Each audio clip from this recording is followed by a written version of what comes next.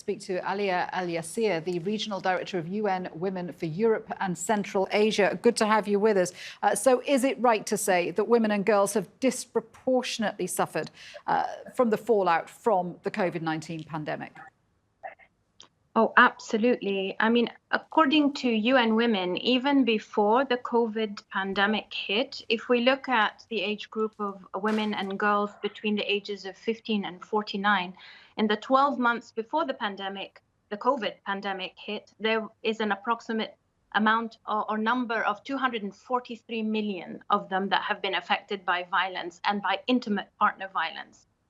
After the pandemic hit, for every 3 months of lockdown, it's estimated an additional 15 million women and girls are affected. That's a huge number. But there is the pandemic that existed before that has been exacerbated by COVID-19. Yes, and practices like, for example, child marriage, which is an issue which speaks directly to the vulnerability of young girls who are often the victims of domestic violence, and yet that practice has increased. Indeed. I mean, these are the reports that are coming in. I mean, it's very difficult. It's under the best of circumstances, it is very difficult to collect the right kind of data that gives us an accurate number. But all the indications are that these definitely cases of violence against women and early marriages are on the rise. Absolutely. So when it comes to getting a response from governments, are governments committed to tackling domestic violence against women and girls?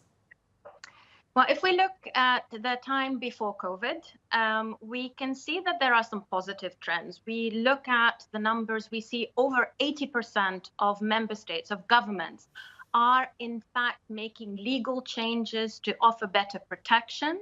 And they're also improving services. So there has been an investment in services, but it absolutely isn't enough. When we look at the percentage of overall financing, it is very, very small. It can be below 0.5% of overall budgets. And at the same time, you're not getting enough of the political will. You're not getting enough financing, as I mentioned. You're not getting enough of a shift in attitudes and stereotypes that hold you back, whether it is within communities or within institutions themselves that are supposed to be providing the services. And you're not getting enough accountability. And this was before COVID. And so the fear is that as a result of COVID, as the attention shifts to dealing with COVID-19 as a pandemic, you're not paying enough attention to violence as a pandemic in and of itself. So this is really a concern. The Secretary General has made a call. We have seen uptake from governments. We've seen 146 countries respond to the call of the Secretary General to take violence on the basis of gender, violence against women and girls very seriously, looking at services as essential services during or beyond the COVID-19 pandemic, and making sure that there are investments.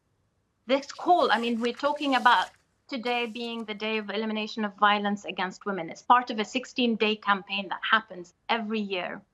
The call this year is to make sure that there is a response, that we are responding to the needs of survivors. It is a call to say that we need to work on prevention. We need to make sure that we're collecting data and information that improves our response, improves our campaigns to prevent. And of course, most importantly, we have to make sure that there is funding there. Funding for those who are providing the frontline services to these survivors, whether they are governments or civil society organizations. Yeah, very important work. Thank you very much indeed for sharing that with us. Alia El-Yassir there in Istanbul.